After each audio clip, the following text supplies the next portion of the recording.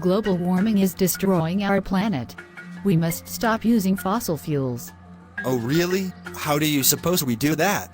We can use windmills, solar panels and electric cars. You do realize that you have to use fossil fuels such as oil to make the plastics, and have to use coal to generate the electricity to make those things that you are talking about and to charge the batteries on those electric cars. But that would only be temporary until you get those other sources up and running. I don't think you realize that even with solar panels and windmills, you can't generate enough electricity, particularly when the sun is not out and the wind is not blowing. How are you going to heat your home during the winter without fossil fuels? Are you willing to give up your cell phone, because fossil fuels were necessary to make your cell phone? And where do you think the electricity comes from to charge it? And don't tell me from the wall socket. But the politicians have been warning us for years.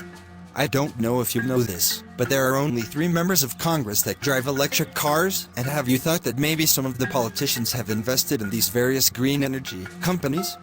But what about the World Summit meeting that they hold in Paris each year about global warming? Have you noticed that most of those politicians fly in on private jets, and that the United States pays more than its share at those meetings, and they never actually resolve anything or come up with any solutions? But global warming is real. That's what all my teachers tell us. Well, if you truly believe that, why don't you give up your car and your cell phone along with anything that you own that is made from plastic, so you can do your part to fight against global warming?